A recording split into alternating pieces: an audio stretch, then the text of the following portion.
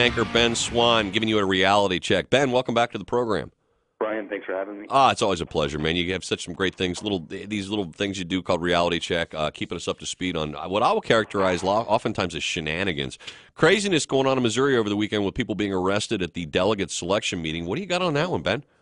Yeah, it's really interesting. As you and I have talked about this for the last couple of weeks, two things have kind of emerged. One is that we'll call shenanigans when we see them, but there's a fine line between shenanigans and fraud, and whether or not because obviously there's a legal standard for fraud. Yeah, that's so it. Just a declaration of shenanigans, which often leads to a legal charge of fraud. So go ahead. That's right. But the other issue is, and I've been talking about this ever since you and I have started talking, which is the issue of delegates.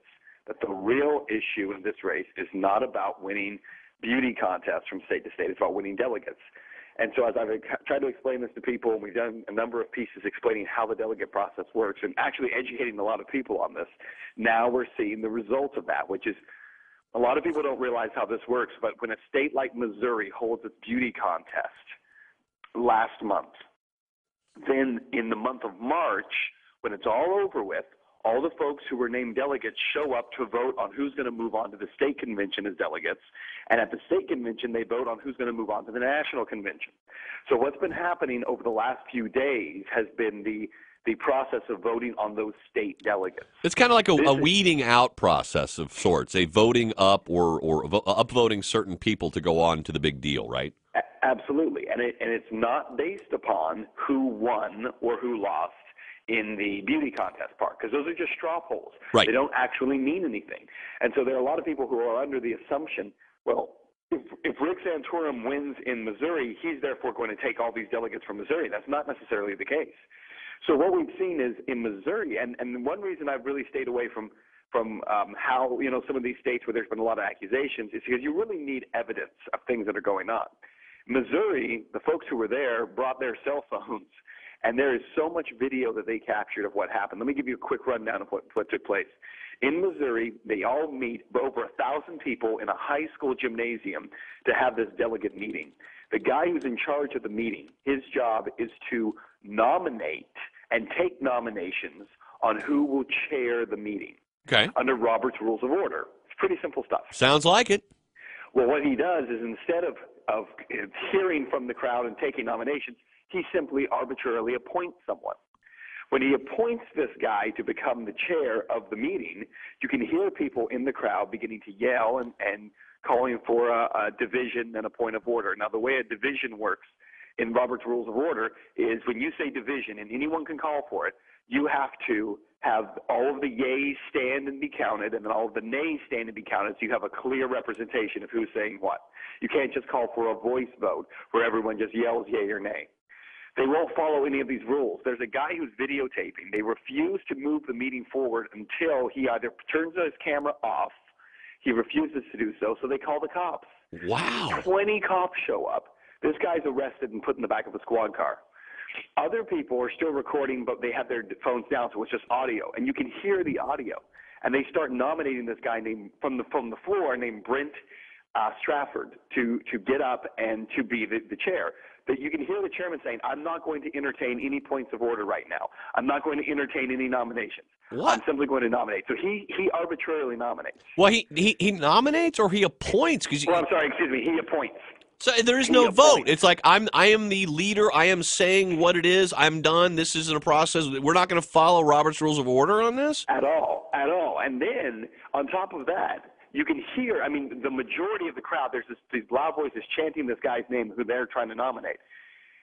The guy who is nominated now, who is now appointed, should have been nominated. He's now been appointed arbitrarily to chair this meeting, gets up, and because there are so many people making noise, he moves to actually close the meeting and to adjourn. Does not get a two-thirds majority. Under Robert's rules, you need a two-thirds majority to adjourn a meeting, not just a motion and a second. You have to have a two-thirds majority. Right. You can hear people yelling when he calls for the,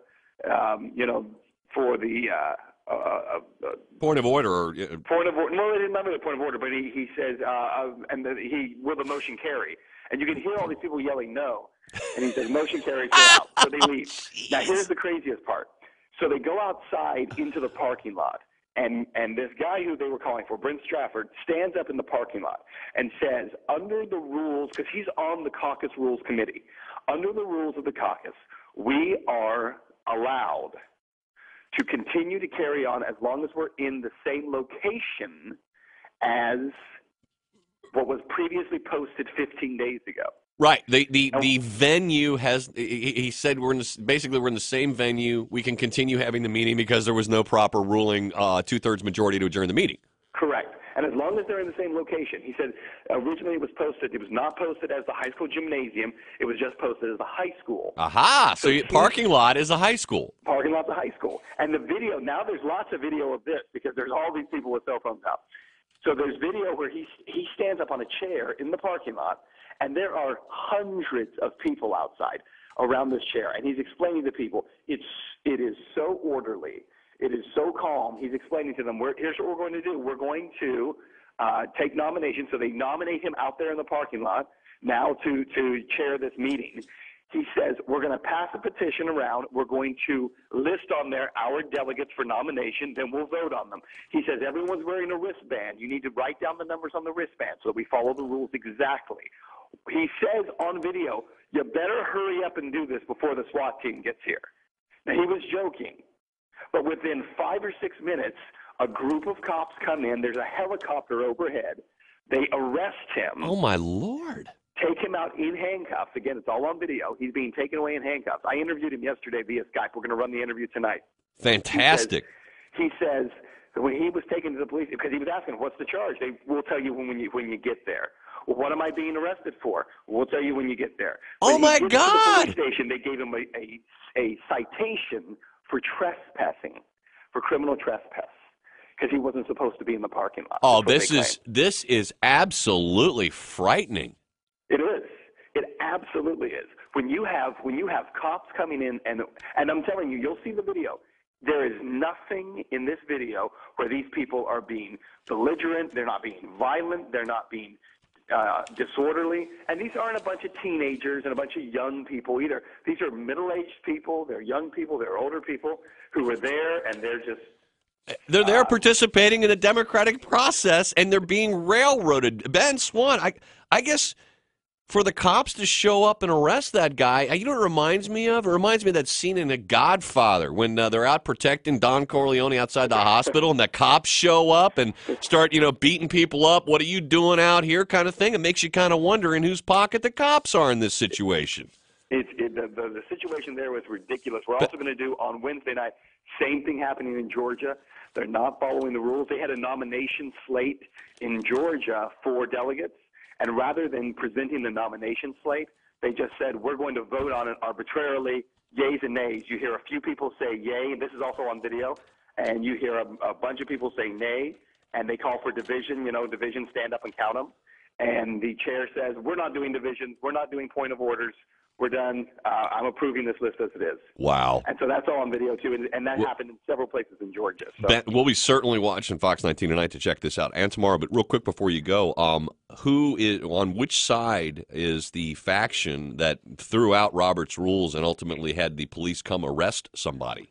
Well, and that is a question I don't know for sure, obviously, because it's somewhat speculative on my part. The folks who were there claim that it was Romney and Paul supporters who were disenfranchised, and that it was Santorum supporters who were pushing their slate through. Well, and so the parking lot was full of Romney and Paul supporters, and it was the Santorum people who did it in Missouri. They claim that it was Gingrich people who pulled that in Georgia.